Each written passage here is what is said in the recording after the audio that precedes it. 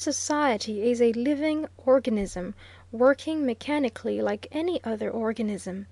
It has members, a circulation, a nervous system, and a sort of skin or envelope consisting of its laws and institutions.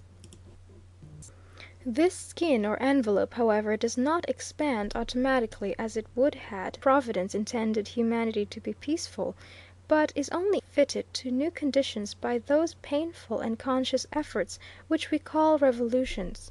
Usually these revolutions are warlike, but sometimes they are benign, as was the revolution over which General Washington, our first great progressive, presided, when the rotting Confederation, under his guidance, was converted into a relatively excellent administrative system by the adoption of the Constitution.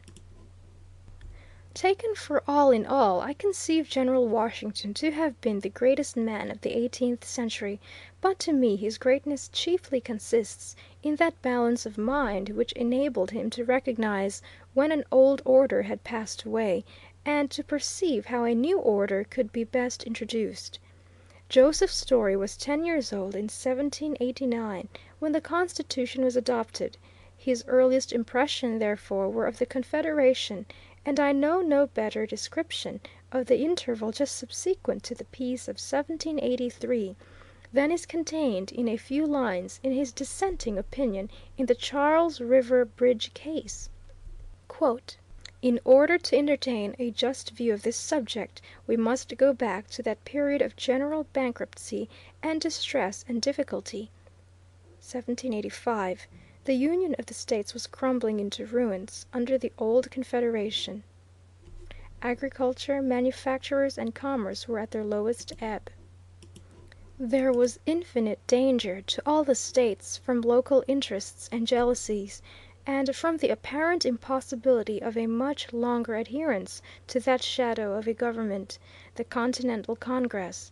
And even 4 years afterwards, when every evil had been greatly aggravated, and civil war was added to other calamities, the Constitution of the United States was all but shipwrecked in passing through the state conventions." End of quote. This crisis, according to my computation, was the normal one of the third generation.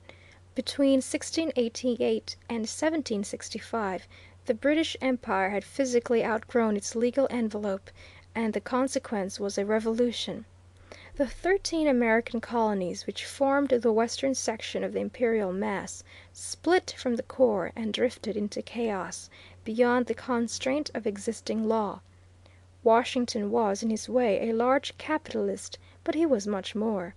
He was not only a wealthy planter, but he was an engineer, a traveler, to an extent a manufacturer, a politician, and a soldier, and he saw that, as a conservative, he must be progressive, and raise the law to a power high enough to constrain all these 13 refractory units. For Washington understood that peace does not consist in talking platitudes at conferences, but in organizing a sovereignty strong enough to coerce its subjects. The problem of constructing such a sovereignty was the problem which Washington solved, temporarily at least, without violence.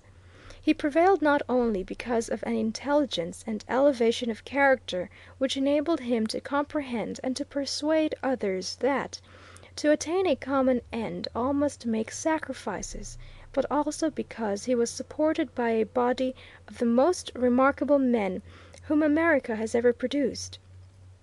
Men who, though doubtless in a numerical minority, taking the country as a whole, by sheer weight of ability and energy, achieved their purpose. Yet even Washington and his adherents could not alter the limitations of the human mind.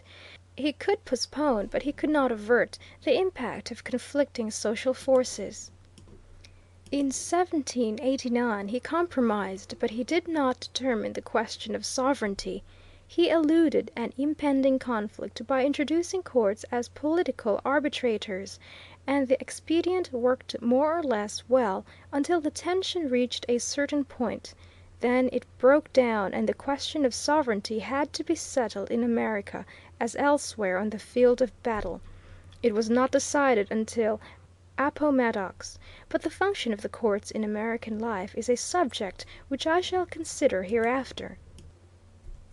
If the invention of gunpowder and printing in the 14th and 15th centuries presaged the Reformation of the 16th, and if the Industrial Revolution of the 18th was the forerunner of political revolutions throughout the Western world, we may well, after the mechanical and economic cataclysm of the 19th, cease wondering that 20th century society should be radical. Never since man first walked erect have his relations toward nature been so changed, within the same space of time, as they have been since Washington was elected president and the Parisian mob stormed the Bastille. Washington found the task of a readjustment heavy enough, but the civilization he knew was simple. When Washington lived, the fund of energy at man's disposal had not very sensibly augmented since the fall of Rome. In the 18th, as in the 4th century, engineers had at command only animal power and a little wind and water power, to which had been added, at the end of the Middle Ages, a low explosive. There was nothing in the daily life of his age which made the legal and administrative principles which had sufficed for Justinian insufficient for him.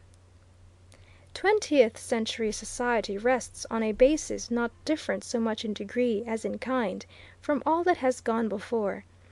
Through applied science infinite forces have been domesticated, and the action of these infinite forces upon finite minds has been to create a tension, together with a social acceleration and concentration, not only unparalleled, but apparently without limit.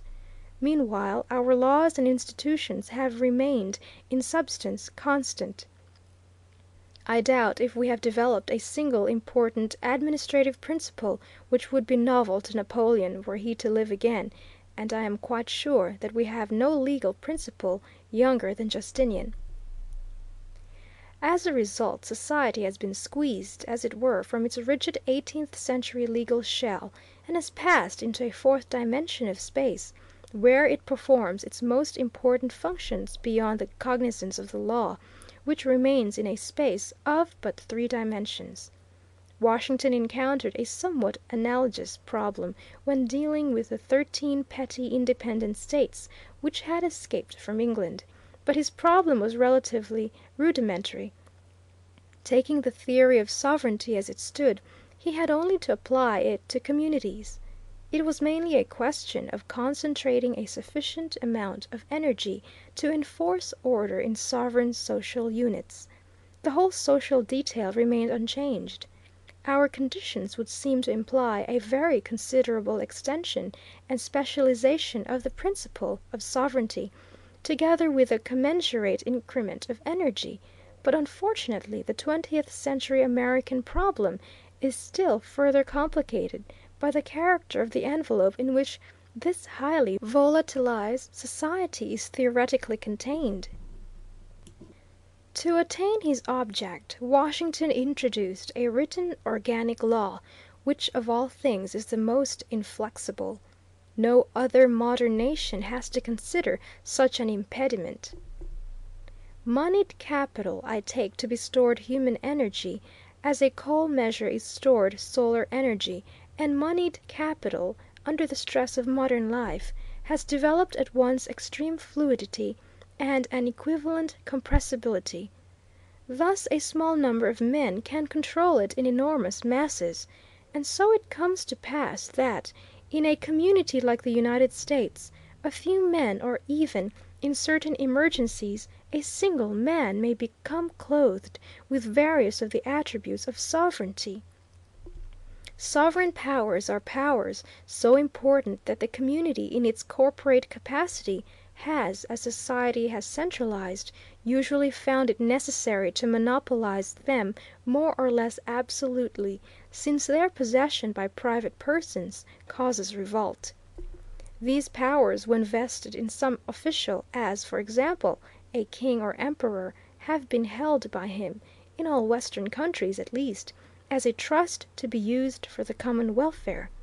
A breach of that trust has commonly been punished by